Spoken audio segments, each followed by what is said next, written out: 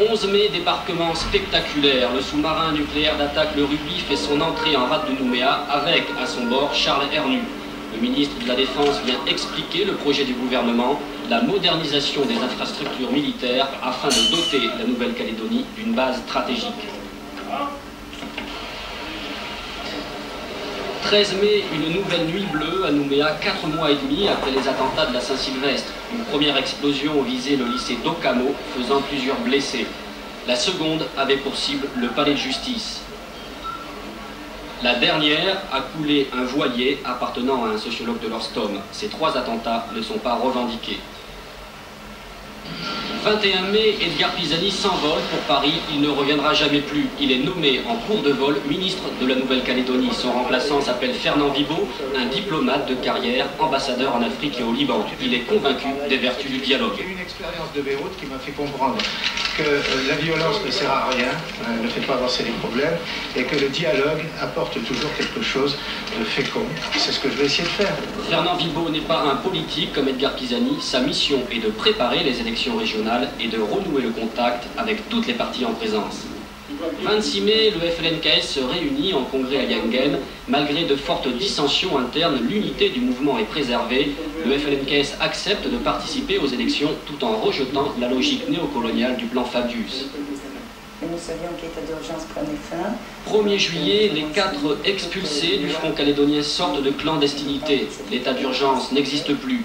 Claude Saran, Michel Royard et les époux d'Agostini auront vécu 4 mois et 10 jours cachés chez des amis. Cette fin de l'état d'urgence illustre une amorce de détente sur le territoire. Ils nous reconduisent au bureau. Nous continuerons.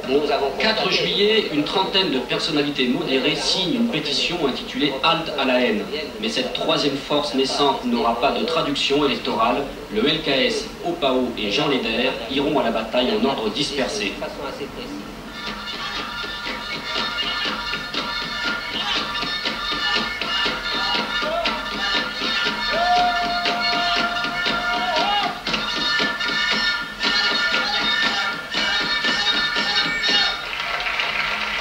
29 juin à Tahiti, 19 pays, 2000 participants, c'est le grand rendez-vous des peuples du Pacifique. Ce 4e festival des arts du Pacifique, programmé dans un premier temps à Nouméa, puis annulé en raison des événements, a finalement lieu à Papeete.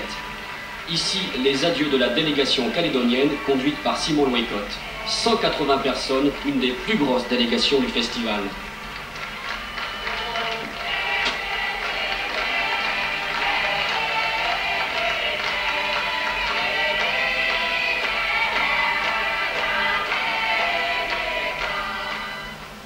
« 20 août, adoption laborieuse du projet de loi sur la Nouvelle-Calédonie par le Parlement. Une première version est votée le 26 juillet, mais les parlementaires de l'opposition saisissent le Conseil constitutionnel qui leur donne raison. Edgar Pisani doit donc revoir sa copie. Une deuxième version élargit la représentation de la région sud. 21 conseillers au lieu de 18. Le gouvernement veut aller vite, le Parlement est aussitôt convoqué en session extraordinaire. La loi est finalement votée le 20 août. L'opposition saisit une nouvelle fois le Conseil constitutionnel, mais cette fois-ci échoue. La plus belle, c'est Gisèle. Cette soirée du 14 septembre est un conte de fées pour Gisèle Maoui. Elle est élue Miss Calédonie. Le jury l'a choisie parmi 20 prétendantes. Notre Miss RFO s'appelle Ivana Papaye. Elle est également d'origine tahitienne. Gisèle succède donc à Nathalie Jones. Elle a 18 ans, elle aime la peinture, la philatélie et les promenades à cheval. Dans 2 mois, elle participera à l'élection de Miss France où elle sera élue 3e dauphine. 24 septembre, la campagne pour les élections régionales prend une dimension nationale avec l'arrivée sur le territoire des ténors de l'opposition métropolitaine. Jacques Chirac vient soutenir le RPCR. Il est accompagné d'une dizaine de personnalités du RPR et de l'UDF, parmi lesquels François Léotard, qui avait déjà effectué une visite en Nouvelle-Calédonie au mois d'août. Le même jour arrive Jean-Marie Le Pen. Le président du Front National vient animer la campagne de la section calédonienne qui présente 2 listes, une dans le sud et une autre dans le centre. D'emblée, les rapports entre Jean-Marie Le Pen et Jacques Chirac sont plutôt aigres. Les 2 hommes ne se rencontreront jamais. Le principal différend entre les 2 formations porte sur la région centre où elle présente des listes concurrentes. Finalement, Jean-Marie Le Pen annoncera le désistement de sa liste pour ne pas faire le jeu du FLNKS. Jacques Chirac, lui, lèvera le voile sur sa politique calédonienne. D'abord, le rétablissement de l'ordre sans faiblesse. Ensuite, un scrutin d'autodétermination débouchant sur un statut de large décentralisation accompagné d'une relance économique. Le FLNKS, de son côté, mènera une campagne plus discrète. Ici, un des rares meetings à la cité Pierre-Lanquette. L'objectif numéro 1 du FLNKS est de mobiliser les abstentionnistes traditionnels, surtout dans la région centre, qui est devenue le véritable enjeu du scrutin.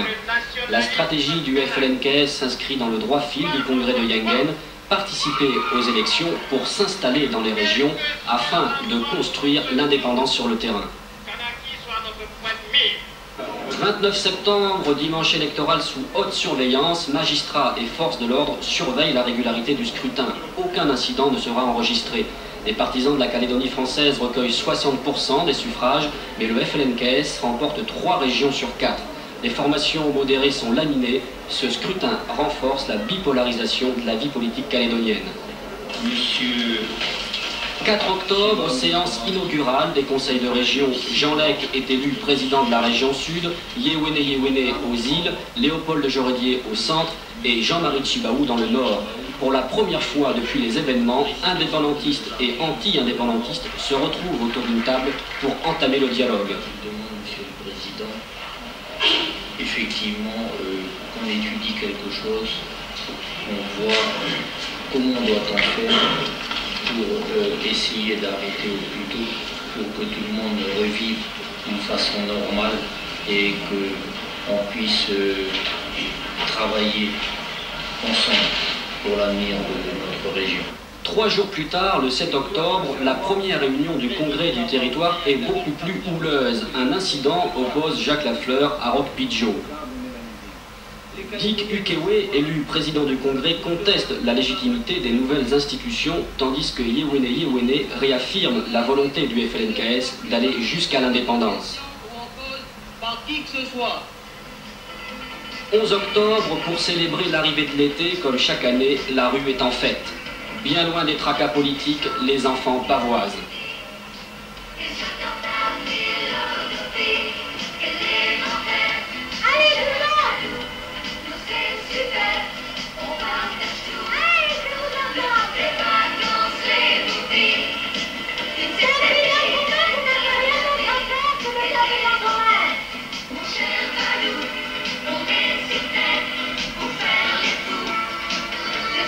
Cette manifestation de Bravo l'été confirme le climat de décrispation qui règne sur le territoire. L'état d'urgence, c'est bien loin. La Nouvelle-Calédonie retrouve une certaine sérénité. 26 octobre, Aircal fête ses 30 ans. 3 décennies de vol à destination de l'intérieur et des îles. Créée en 1955, la Société calédonienne de transport aérien a connu un succès immédiat. Plus de 5000 passagers pour la première année. Après les Dragons, les Hérons, les Twin Otter et les Britannislander, ce sera prochainement l'ATR-42. 4 novembre, le procès des faux époux Turange s'ouvre à Auckland. Cette affaire du Rainbow Warrior a défrayé la chronique métropolitaine et calédonienne. Une affaire qui aura pour point d'orgue la démission de Charles Hernu. Pourtant, le procès ne fut pas la grande mise en scène que l'on attendait. Une petite demi-heure suffira pour clore les débats. Alain Maffard et Dominique Prieur ont plaidé coupables pour l'accusation d'homicide involontaire. Dominique Prieur, dont le père vit à Nouméa. J'ai un papa lointain. J'ai un papa qui n'a pas vu beaucoup sa petite fille après son adolescence. J'étais ici, il était là-bas, il était à l'école, il faisait ses études. J'ai un papa lointain. On s'adore, on s'aime. 9 novembre, les FANC, les Forces armées de Nouvelle-Calédonie, ouvrent les portes des casernes. La Grande Muette branche les micros. C'est la journée des armées. Saut en parachute, commando de l'avenir, exhibition des gendarmes de l'Élie. La baie de la Moselle était devenue, l'espace d'une journée, un champ de manœuvre en miniature. Allez Philippe 10 novembre, c'est l'édition 85 de la foire de Bourail, le rendez-vous de la brousse, avec son légendaire rodéo. Accrochez-vous, ça tangue. 12 novembre, c'est parti pour le bac 85. Ils sont 750 candidats sur la ligne de départ. Ils seront finalement près de 500 à être reçus, soit un taux de réussite tout à fait honorable de 62%. Le bac 85, un bon cru. Sur les cordes intégrales, je vais mettre à l'envers la cloche.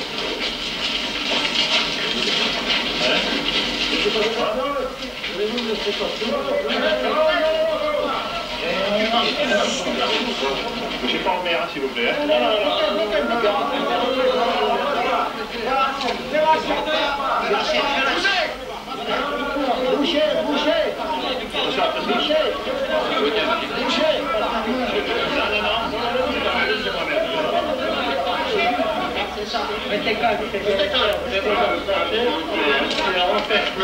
De rentrer dans les ateliers municipaux. Roger Larocque, le battant, le meneur de foule, le dirigeant anti-indépendantiste le plus populaire de Nouvelle-Calédonie, Roger Larocque n'est plus. Une crise cardiaque l'a emporté, il avait 75 ans. Roger Larocque appartient à une des plus vieilles familles calédoniennes. Son arrière-grand-père, Jean Tarania, avait débarqué à Balade en 1843. Directeur général des établissements Balande, il a été élu maire de Nouméa en 1953. Il a été le patron incontesté de la capitale calédonienne pendant 32 ans.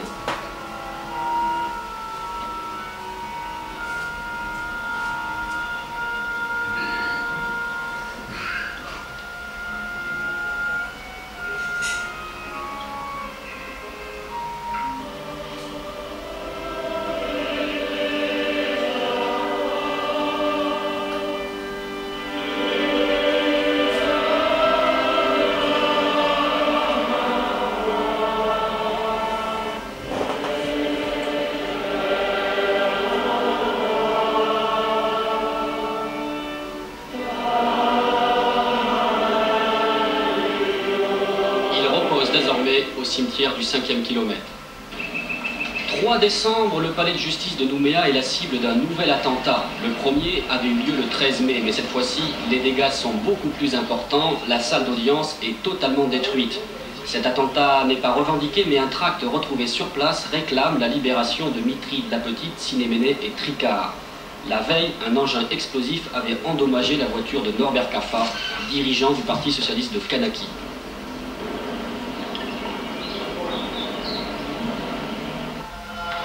Enfin, dernier événement majeur de cette année, des fêtes de Noël bien réussies.